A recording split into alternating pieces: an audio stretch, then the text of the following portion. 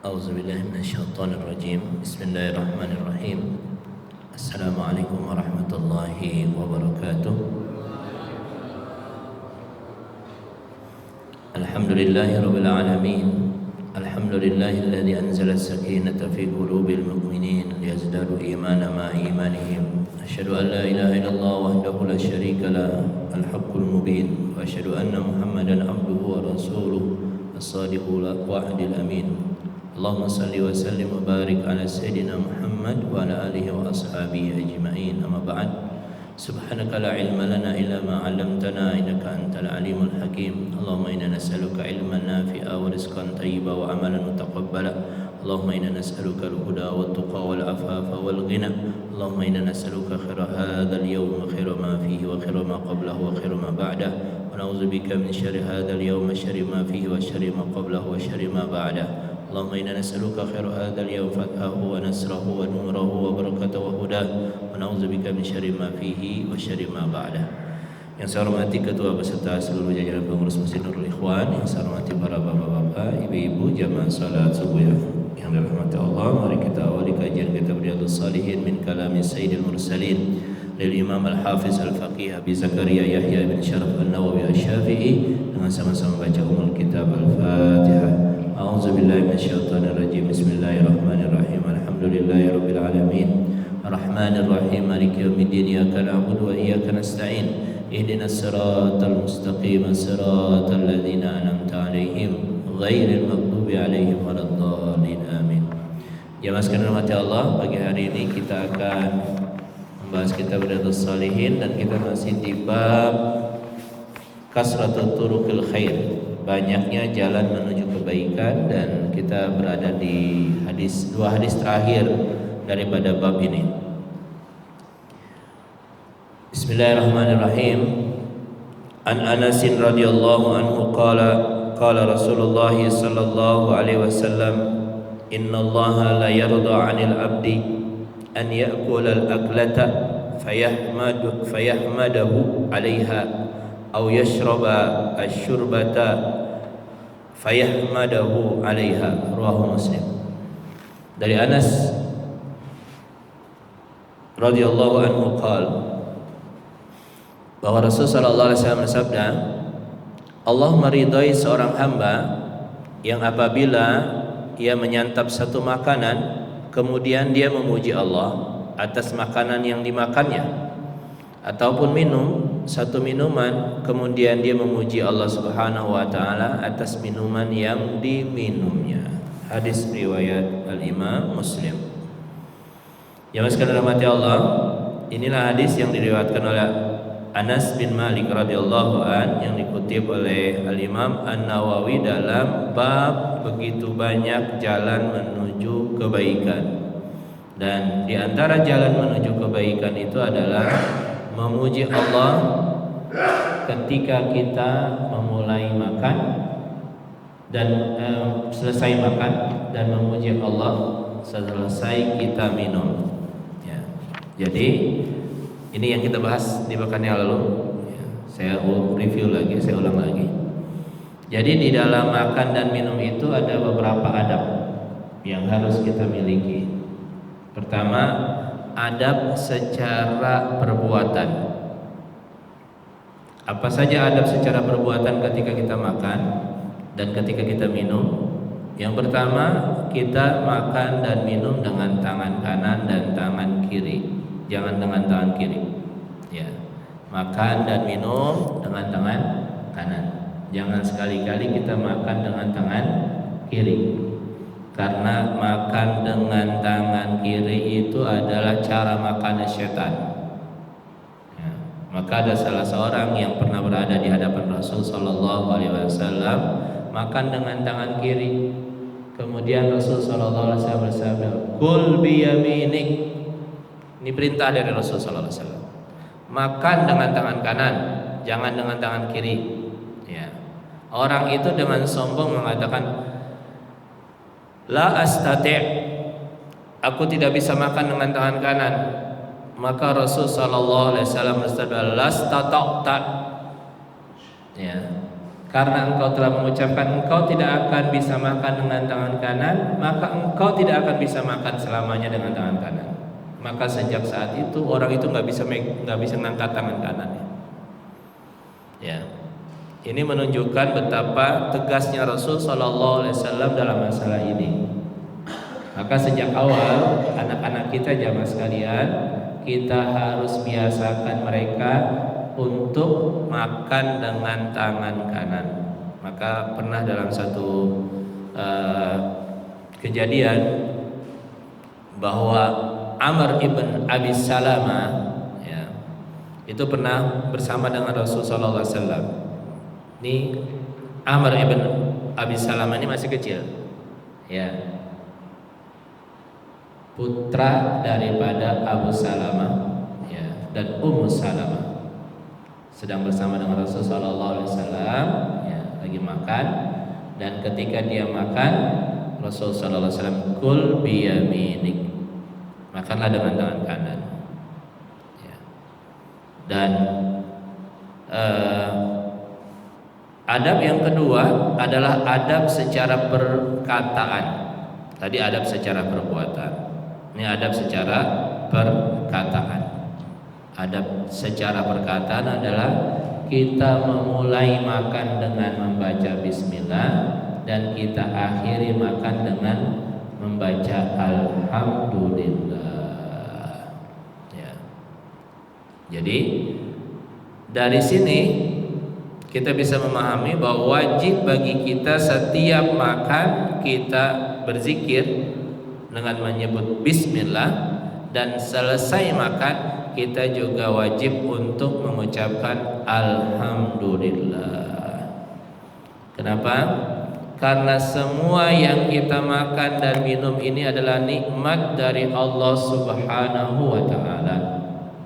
Maka kita juga harus beradab kepada Allah Subhanahu wa ta'ala dalam tata cara makan dan minum kita. Kalau kita baca dalam surah Al-Waqi'ah, ketika Allah Subhanahu wa ta'ala menyebutkan tentang nikmat makanan, ya, Allah Subhanahu wa ta'ala menyebutkan dalam surah Al-Waqi'ah di ayat yang ke-63 dan ke-64. Di situ Allah Subhanahu wa ta'ala menyebutkan, afara'aitum ma tahrusun, pernahkah kalian perhatikan benih yang kalian tanam?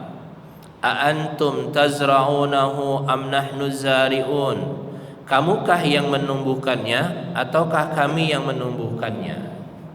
Surah Al-Waqi'ah di ayat 64 dan 65 ini Allah menyebutkan benih. Seluruh makanan yang kita makan, ya, itu kan berasal dari mana? Dari tumbuhan, ya kan? Dari benih, padinya, ya, buah-buahannya, semuanya dari benih. Di sini Allah menggugah kita untuk mengingat nikmat ini. Siapa yang menumbuhkan benih itu? Kalian ataukah kami? Kata Allah Subhanahu wa ta'ala, lau nasya'u laja'alnahu taman fazaltum tafakkahun, sekiranya kami kehendaki niscaya kami hancurkan sampai lumat, maka kalian akan tercengang. Ya. Kalaulah Allah Subhanahu wa ta'ala tidak memberikan nikmat ini, ya, maka tidak ada satu manusia pun yang bisa makan dari tumbuh-tumbuhan, ya, yang Allah Subhanahu wa ta'ala tumbuhkan. Kita bersyukur kita berada di sebuah negara yang sangat subur, ya, yang begitu sangat luar biasa tanahnya, ditanamin apapun negeri kita ini itu tumbuh. Ya, Pak Lurah ini rajin menanam. Ya. Ini adalah satu nikmat dari Allah Subhanahu wa ta'ala. Dan proses yang terjadi ketika kita makan itu proses panjang sampai ke kita menjadi nasi, menjadi buah-buahan. Ini proses panjang yang harus kita syukuri dengan nikmat makanan yang Allah Subhanahu wa ta'ala berikan kepada kita. Begitu pula ketika Allah bicara tentang air nih yang kita minum nih. Allah berfirman, "Afara'aitumul ma'al ladzi tashrabun?" Pernahkah kalian memperhatikan air yang kalian minum? A antum anzaltumuhu minal muzni am nahnul munzilun? Kaliankah yang menurunkannya dari awan atau kami yang menurunkan? Air kan berasal dari atas, ya kan? Melalui sebuah proses panjang, ya, siklus yang Allah Subhanahu wa taala jadikan, ya. Itu air berasal dari awan yang Allah Subhanahu wa taala ciptakan. Yang menurunkan air ini siapa? Ya. Allah Subhanahu wa taala. Ya. Allah Subhanahu wa taala berfirman, "Lau nasya'u ja'alnahu ujajan falaula tashkurun." Sekiranya kami menghendaki, niscaya kami menjadikannya asin. Mengapa kalian tidak bersyukur? Ya. Seandainya Allah menghendaki, asin air kita. Ketika asin seperti air laut, kita nggak bisa minum. Ya. Apalagi kita di Batam kan, kita kan mengandalkan air yang ada di danau-danau tersebut. Dan ketika air itu turun, Allah simpan di banyak tempat. Di danau yang seperti yang kita di Batam ini, karena kita nggak bisa minum dengan air yang dari bawah tanah. Kalau di tempat-tempat lain, air itu tersimpan berada di bawah tanah yang kemudian bisa diambil oleh manusia. Dengan akal yang Allah Subhanahu wa taala berikan, manusia bisa mengambil air tersebut. Ya.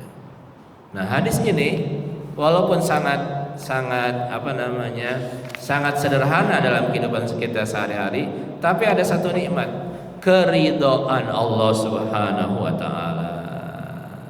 Allah ridho kepada seseorang yang ketika dia makan, dia membaca bismillah, kemudian dia memuji Allah Subhanahu wa taala. Ketika dia minum, dia membaca bismillah, kemudian dia memuji Allah Subhanahu wa taala. Jadi jamaah sekalian, kita sudah dikasih nikmat makanan dan minuman, ya. Kemudian kita dibimbing memiliki agama sehingga kita bisa membaca bismillah dan membaca alhamdulillah. Setelah itu Allah ridho kepada kita. Ya. Ini tanda bahwa jalan menuju kebaikan itu banyak. Ya. Ini kenikmatan, tetapi sekaligus Allah berikan kepada kita keridhaan. Dan ridho Allah ini adalah perkara yang sangat besar, yang apabila seseorang meninggal dan Allah ridho kepada dia, maka Allah akan masukkan dia ke dalam surga. Ya ayyatuhan nafsul mutmainnah irji'i ila rabbiki radiyatan mardiyah. Wahai jiwa yang tenang, kembalilah kepada Rabbmu dalam kondisi Allah ridho kepadamu dan kalian juga ridho kepada Allah. Jadi ridho ini kedudukan yang tinggi, tetapi itu bisa kita dapatkan dengan cara yang mudah. Dengan cara apa? Membiasakan memenuhi semua adab makan dan minum kita. Ya. Maka orang-orang yang nggak ngerti kadang-kadang makan sembarangan aja, minum sembarangan aja, nggak ngerti adabnya, makan dengan tangan kiri lah, minum dengan tangan kiri. Nggak memulai dengan bismillah, setelah itu langsung beraktivitas, nggak memuji Allah Subhanahu wa taala. Ya, maka ini adalah satu nikmat yang Allah Subhanahu wa taala berikan kepada kita. Ya.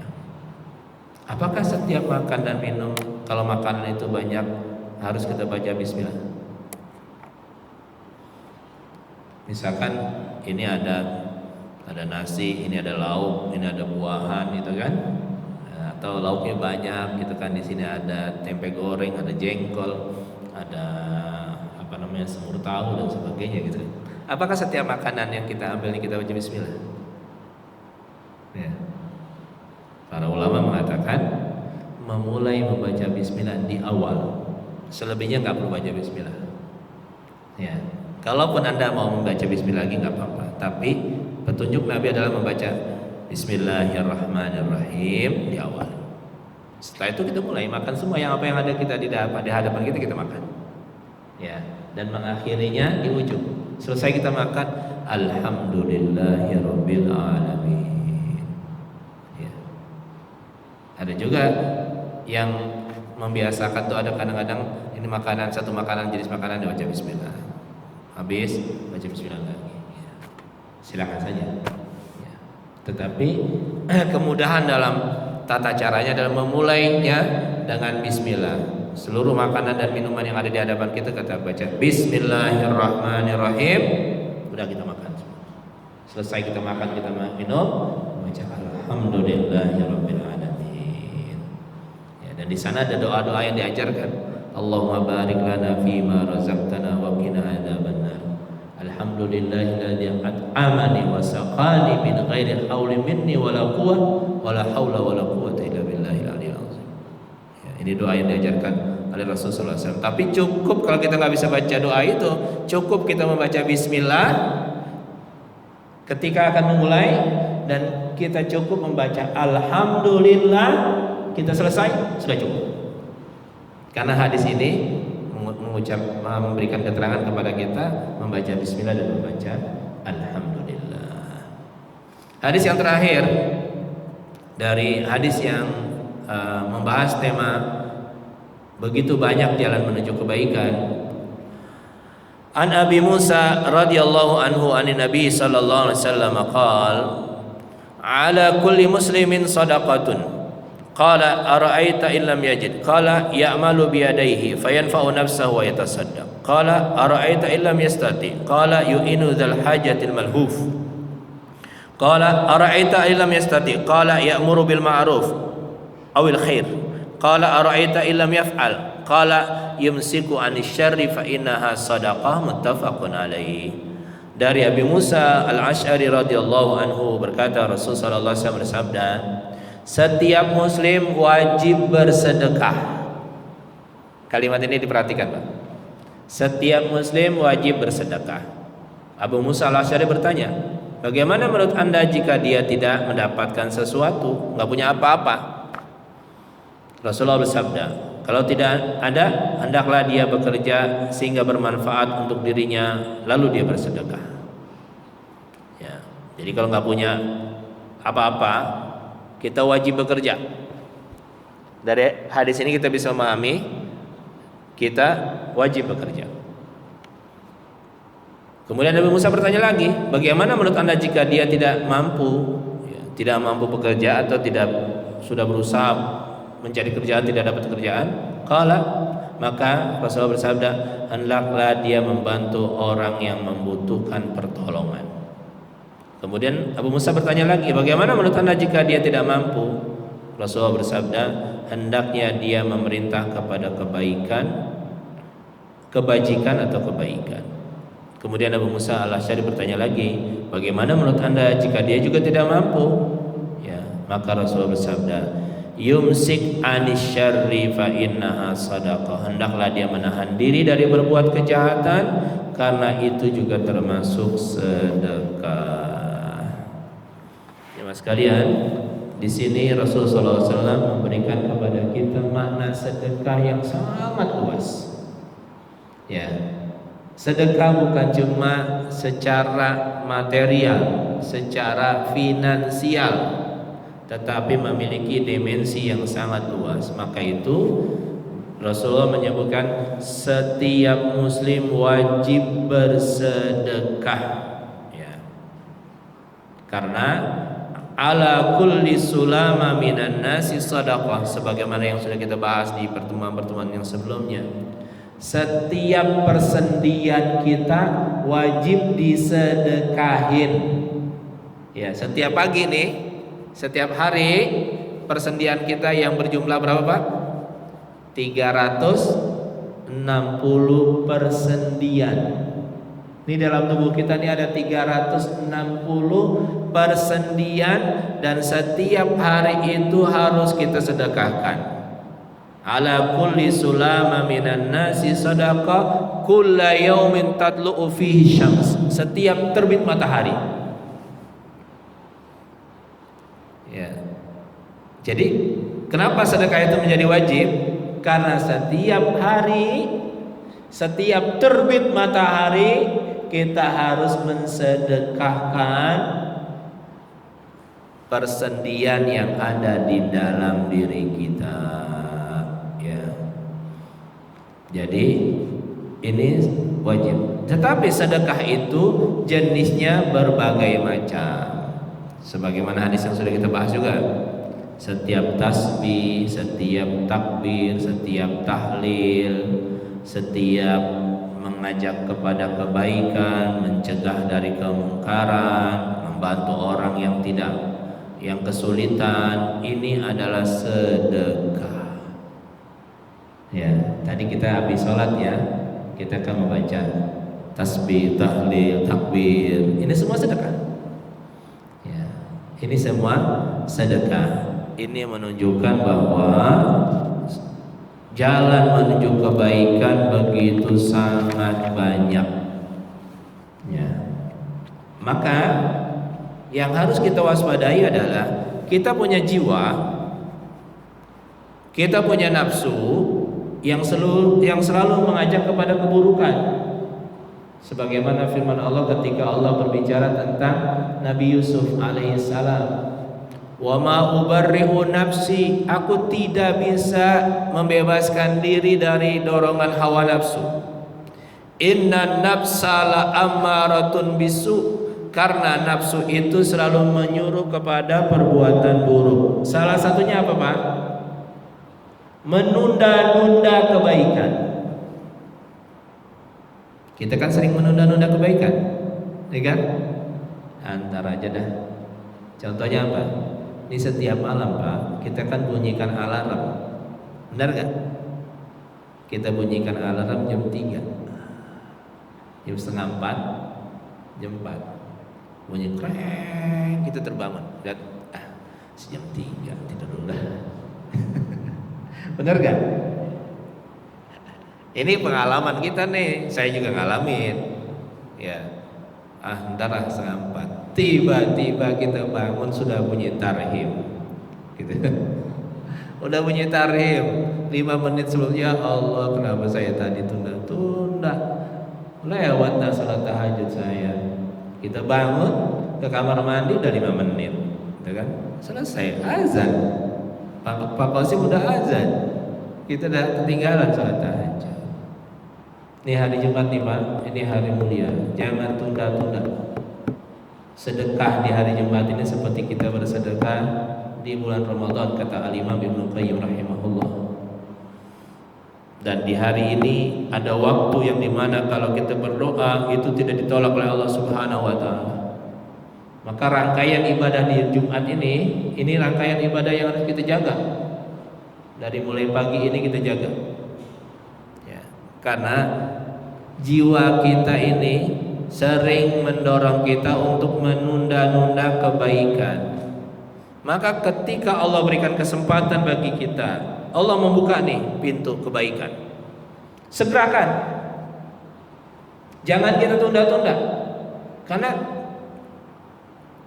kalau kita tunda-tunda, biasanya kebaikan itu akan terlewat.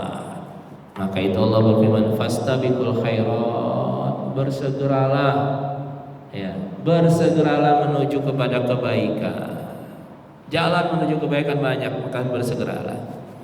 Maka Rasulullah bersabda, la yazalu qaumun yata'akharun hatta yu'akhiruhumullah. Apabila satu kaum, sekelompok orang selalu terlambat dalam melaksanakan kebaikan, maka Allah akan lambatkan kebaikan-kebaikan bagi mereka. Sholat jamaah datang terlambat, ya. Hari Jumat, sholat Jumat datang terlambat, ya. Sayang, Pak, sayang betul. Kita nggak tahu kita ketemu Jumat besok lagi apa kagak, ya kan? Fadilah datang di awal Jumat ini kan sudah kita bahas, ya. Maka di sini Rasulullah SAW menyebutkan sedekah itu sangat banyak, sampai menahan diri dari perbuatan buruk itu sedekah. Menahan diri. Godaan bagi kita, ya bukan cuma untuk yang muda-muda, yang tua-tua kita nih, yang sudah tua-tua, kita juga masih tergoda untuk melakukan perbuatan-perbuatan yang tidak baik. Ketika kita mampu menahan diri kita untuk tidak berbuat buruk tersebut, ya ketika ada dorongan kemudian kita astagfirullahaladzim gitu ya, kita minta ampun kepada Allah atas dorongan keburukan tersebut, itu sudah menjadi sedekah. Ketika kita tidak mampu untuk melakukan sedekah-sedekah yang lain, ya. Jadi ini jalan menuju kebaikan begitu sangat banyak yang disediakan oleh Allah Subhanahu wa taala untuk kita. Tinggal bagaimana kita mengambil kesempatan-kesempatan. Ya, ini kita masuk di bulan Zulqa'dah, ini Asyhurul Hurum. Nanti kita masuk bulan Zulhijjah. 10 hari pertama bulan Zulhijjah ini adalah hari-hari mulia. Nanti kita akan bahas insyaallah. Ketika menjelang masuk bulan Zulhijjah, nanti saya akan bahas tentang keutamaan 10 hari pertama bulan Zulhijjah, supaya kita memiliki pemahaman dan semangat untuk memanfaatkan waktu-waktu istimewa yang Allah Subhanahu wa taala berikan. Baik, pembahasan terkait dengan kasratu turukul khair, banyaknya jalan menuju kebaikan ini sudah selesai. Kita masuk ke bab yang berikutnya, bab yang ke-18 daripada kitab Riyadhus Shalihin, yaitu bab al-iqtisadi fit ta'ah. Bab berlaku sederhana dalam melakukan ketaatan kepada Allah Subhanahu wa taala. Seperti biasa, Al-Imam An-Nawawi mengawali bab-babnya dengan mengutip beberapa ayat Al-Quran yang terkait dengan bab ini. Yang pertama, firman Allah Subhanahu wa taala surah Thaha ayat ke-1 dan yang kedua. A'udzubillahi minasyaitonirrajim. Bismillahirrahmanirrahim. Thaha ma anzalna 'alaikal Qur'ana litashqa. Thaha, kami tidak menurunkan Al-Quran ini kepadamu agar kalian menjadi susah. Surah Thaha surah ke-20 ayat 1 dan 2. Yang kedua, firman Allah dalam surah Al-Baqarah di ayat 185, yuridullahu bikumul yusra wa la yuridu bikumul usra. Allah Subhanahu wa taala menginginkan untuk kalian kebaikan, dan Allah tidak menginginkan untuk kalian kesukaran. Surah Al-Baqarah 185. Jamaah sekalian rahmati Allah, setelah Al-Imam An-Nawawi rahimahullah dalam kitab Riyadhus Shalihin ini menyebutkan di bab yang sudah selesai kita bahas tadi, banyaknya jalan menuju kebaikan. Kemudian Al-Imam Nawawi mengambil bab ini, ya, yaitu bersedang-sedang atau bersikap sederhana dalam ketaatan. Itu menunjukkan bahwa setelah kita tahu banyak kebaikan, ketika kita melakukan ketaatan juga tidak berlebihan. Kita melaksanakannya dengan sederhana tapi berkelanjutan. Sederhana di sini artinya tidak menyepelekan, ya.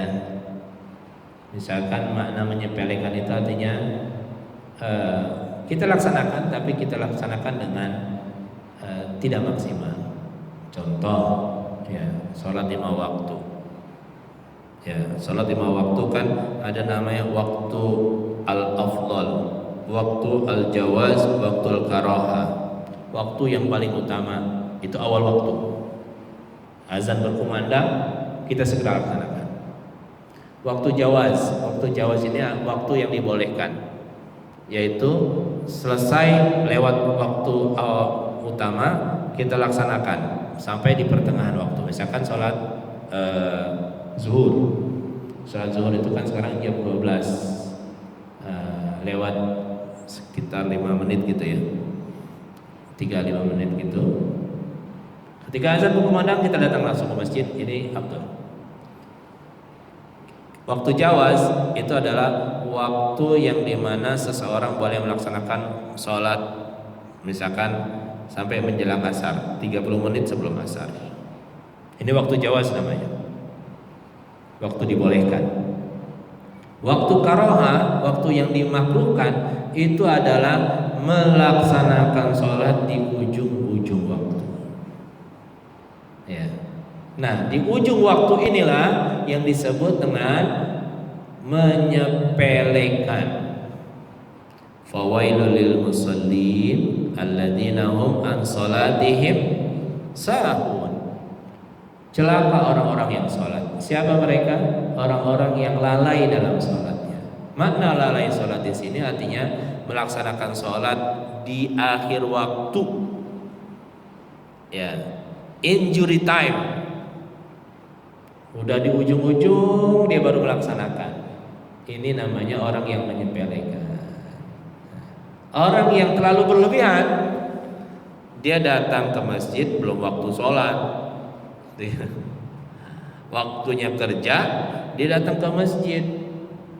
Ya, bukan nggak boleh datang ke masjid, tapi kita punya kewajiban lain mencari maisha. Kalau waktu siang itu kan kewajiban kita sebagai lelaki itu mencari kehidupan untuk membiayai hidup kita, istri kita dan anak-anak kita. Ya. Jangan berlebihan dalam beribadah yang akhirnya nggak peduli dengan kewajiban ibadah yang lain. Ini maksudnya.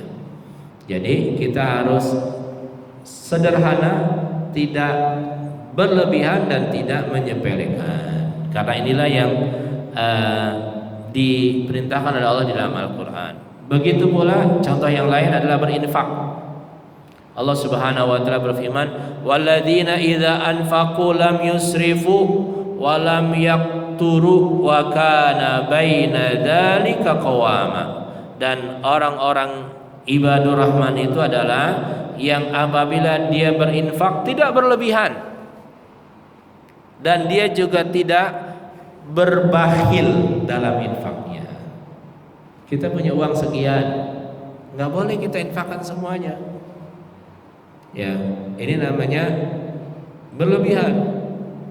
Kita punya keperluan, istri kita punya keperluan, anak-anak kita punya keperluan yang wajib untuk kita penuhi. Memberi makan kepada istri, memberi makan kepada anak-anak, ini juga sedekah wajib, nafkah wajib. Ya, nafkah wajib. Jangan dikira kita memberikan makan kepada istri dan membiayai kehidupan istri dan anak-anak kita nggak berpahala. Berpahala. Sebagaimana kita berinfak, bersedekah juga berpahala. Maka jangan sampai ibadah yang satu mengalahkan ibadah yang lain. Maka Allah menyuruh ketika kita berinfak, berinfaklah dengan cara yang sedang-sedang, tidak berlebihan yang akhirnya mengorbankan kepentingan yang lain. Ya, ini maksudnya bersedang-sedang atau bersikap sederhana. Jangan membebani kita dengan sesuatu yang di luar dari kemampuan kita. Karena Allah berfirman, la yukallifullahu nafsan illa wus'aha. Allah tidak membebani setiap manusia dengan ibadah kecuali yang mampu untuk dilaksanakan oleh manusia. Ya. Kemudian Al-Imam An-Nawawi menyebutkan ayat Taha ma anzalna 'alaikal Qur'ana litashqa. Taha, sesungguhnya kami tidak menurunkan Al-Quran untuk membuat kalian sengsara. Al-Quran Allah turunkan untuk membahagiakan manusia, bukan untuk menyengsarakan manusia. Maka kita harus mengerti makna ini. Dan kalimat Toha ini adalah huruf-huruf yang terputus yang ada di dalam Al-Quran yang mengandung satu tantangan. Ya, ini bagian daripada i'jaz, kemukjizatan Al-Quran. Ini adalah tantangan dari Allah kepada orang-orang yang mendustai Rasulullah sallallahu alaihi wasallam. Dengan cara apa?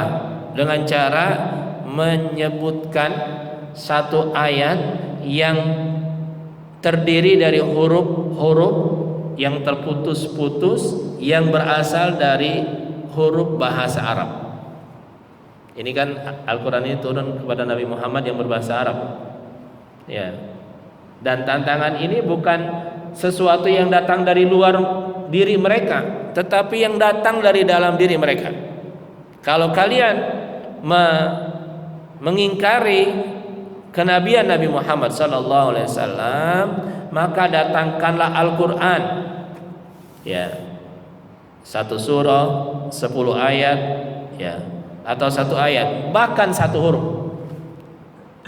Ketika Allah menyebutkan ayat-ayat yang terdiri dari huruf-huruf yang terputus-putus ini orang Arab sendiri nggak bisa untuk mendatangkan huruf-huruf yang seperti ini. Padahal mereka orang Arab.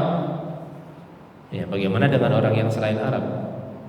Ya, yang menunjukkan kemukjizatan Al-Quran. Maka setiap ayat-ayat yang diawali dengan huruf-huruf yang terputus-putus ini selalu dikaitkan dengan Al-Quran. Ya. Dalam surah Al-Baqarah Allah berfirman, Alif Lam Mim Zalikal kitabu la raiba fihi. Ada kitab.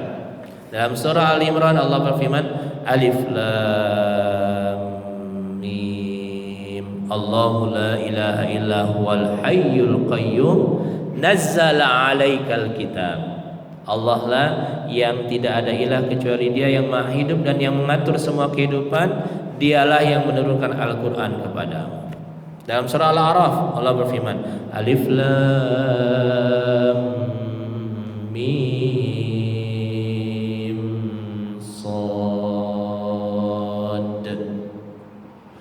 Kitabun unzila ilaika. Ya. Dalam surah Yunus Allah berfirman, Alif Lam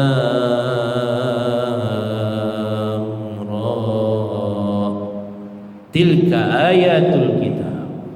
Jadi semua ayat-ayat yang terdiri dari huruf-huruf yang terputus-putus itu langsung dikaitkan dengan Al-Quran untuk menantang orang-orang kafir Quraisy yang merupakan orang Arab untuk membuktikan apakah mereka mampu untuk menghadirkan ayat-ayat seperti ini. Ternyata mereka tidak mampu untuk menghadirkannya.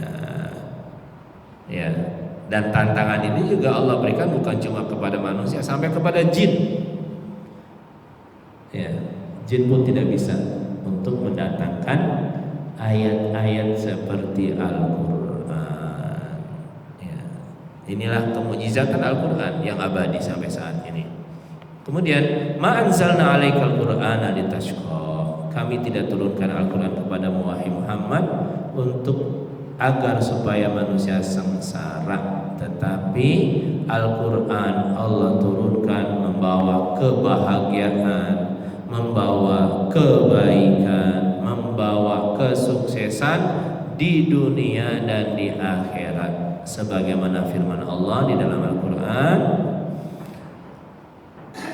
fa imma ya'tiyannakum minni huda, ketika datang petunjuk dariku kepada mereka.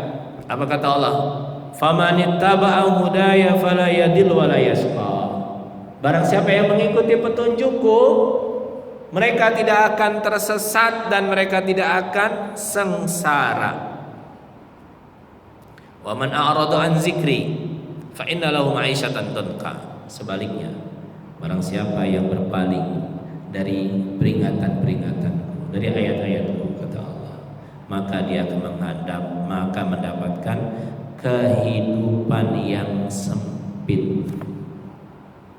Sempit di sini maknanya bukan cuma secara materi jemaah sekalian. Sempit yang paling sempit itu adalah kesempitan jiwa. Orang bisa jadi secara materi itu berlimpah, Ya, secara kesuksesan dunia begitu sangat dahsyat, secara jabatan begitu sangat tinggi, tapi ketika dia berpaling dari Allah, dia akan mendapatkan kehampaan, kesempitan yang secara zahir orang melihat dia bahagia, tapi secara batin dia sengsara. Itu banyak yang dialami oleh manusia-manusia yang ingkar kepada Allah. Ya, ingkar kepada Allah. Maka mereka ketika mendapatkan dunia ini semuanya mereka coba. Begini mereka coba, karena mereka punya duit, punya fasilitas, semuanya dicicipin. Ketika semua dicicipin, tidak ada yang nikmat karena jiwanya kering, kerontang dan sengsara. Ya. Maka akhirnya mereka kembali ke hutan dan hidup dengan pakaian dengan cara bugil, pergi ke pantai dengan bugil. Kenapa? Karena mereka nggak dapetin apa-apa. Ini, wa man a'rada an dzikri fa inna lahu ma'isyatan donka. Dan Allah menyebutnya ma'isyatan donkan ini dengan an-nakirah. Nakirah di sini dalam bahasa Arab maknanya adalah seluruh kehidupan. Kalau berpaling dari Allah, seluruh kehidupannya akan sempit. Hartanya yang berlimpah membuat dia sempit. Ketenarannya yang luar biasa membuat dia sempit. Ya kan? Jabatannya yang tinggi membuat dia sempit. Kasus-kasus yang sekarang Allah perlihatkan kepada kita dengan terbongkar dari mulai Sambo dan seterusnya yang sampai saat ini, itu menggambarkan apa? Kesempitan jiwa. Masa orang sudah sekaya itu masih merampok? Apa sih yang mereka cari? Ya kan? Kesempitan jiwa. Ya. Maka Allah menyebutkan wa nahsyuruhu yaumal qiyamati a'ma, dan nanti dibangkitkan dalam kondisi buta. Di akhirat kita melihat saja itu ngeri. Bagaimana kalau ketika dibangkitkan dalam kondisi buta, nggak melihat apa-apa? Maka dia berkata, Rabbi lima hasyartani a'ma wa qad kuntu basira. Ya Allah, kenapa engkau bangkitkan aku dalam kondisi buta padahal aku dulu melihat? Qala kadzalika atatka ayatuna fanasitaha wa kadzalikal yawma tunsa. Dulu di dunia ketika peringatan-peringatan datang kepada kalian, kalian cuek, kalian lupakan, kalian tidak pedulikan. Maka sekarang aku bangkitkan kalian, aku juga enggak peduli dengan kalian. La haula wala quwwata illa billah. Wa kadzalika najzi man asrafa wa lam yu'min bi ayati rabbih. Inilah balasan yang kami berikan kepada orang-orang yang melampaui batas dan tidak beriman kepada ayat-ayat Allah. Wala adzabul akhirati asyaddu wa abqa. Sungguh azab yang ada di akhirat sangat mengerikan dan abadi. Di dunia mungkin orang kalau sadar kalau dia ditegur sama Allah, dia bisa kembali. Kita sering ditegur sama Allah, ya kan? Kita sadar, kita minta ampun kepada Allah, kita kembali. Tapi kalau di akhirat, no way, udah nggak ada lagi kesempatan. Ya. Maka ketika kita dikasih umur jamaah sekalian, dan kita masih sehat, dan kita punya kesadaran seperti ini, segeralah kembali kepada Allah. Karena itu yang akan memberikan kepada kita solusi dalam kehidupan. Maka Al-Quran Allah turunkan bukan untuk membuat kita sengsara, untuk membuat kita bahagia, untuk membuat kita sukses, untuk membuat kita jadi mendapatkan kehidupan yang sebenarnya. Wallahu a'lam bissawab. Sudah masuk waktu syuruk, walaupun belum kita bisa salat. Demikian Bapak-bapak dan ibu sekalian, kajian kita pada pagi hari ini. Sebelum saya tutup, ada yang ingin dipertegas atau diperdalam? Silakan, Pak. Bagaimana? Membeli benih. Oh iya, betul. Baik. Jadi memang salah satu daripada adab kita dalam makan dan minum itu adalah dilarang untuk makan dan minum berdiri. La yashrabanna ahadukum qa'ima. Janganlah ada yang minum di antara kalian dengan cara berdiri. Ustaz, bagaimana dengan kondangan yang standing party? Pernah gak ngalamin gini, Pak? Pernah, saya pun ngalamin. Datang ke kondangan, tempatnya sempit, kemudian terutama di hotel ya. Kemudian kita ngambil makanan, nggak ada tempat duduk. Ya, akhirnya saya mojok. Sama istri, mojok duduk kita. Nggak apa-apa lah orang lewat lalu lalang kita duduk aja, kita nongkrong. Nggak bisa, nggak mungkin kita makan dan minum sambil berdiri. Ini ada, ya. Maka ketika suasana seperti itu dan kita nggak bisa melakukan, kalau bisa ya sudahlah, kita nggak perlu makan dan minum, kita datang aja ke pengantin, kemudian kita salaman, nggak apa-apa kok. Makan dan minum kan nggak wajib, yang wajib kan memenuhi undangan, ya kan? Yang wajib memenuhi undangan, tapi makan dan minumnya itu kan sampingan.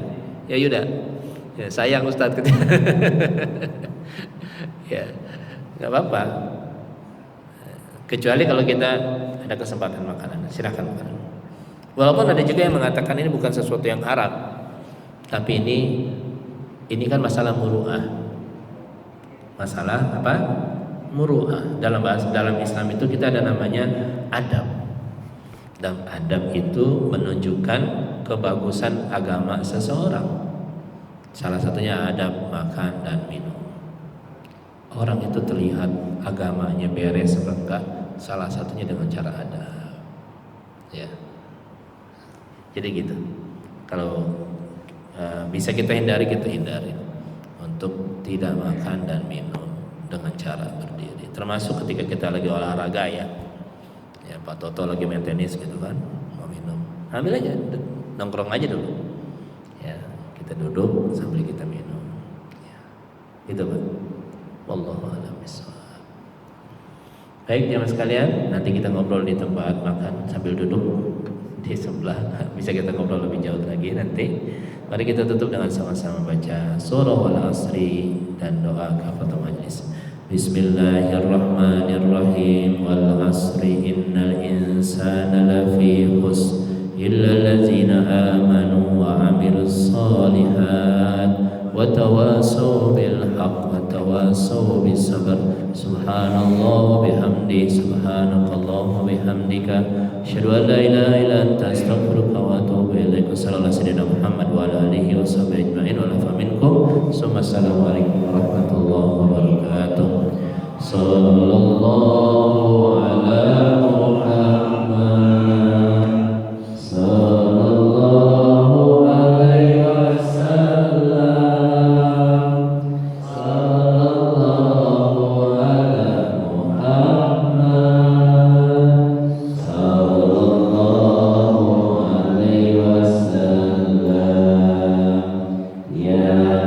Bisa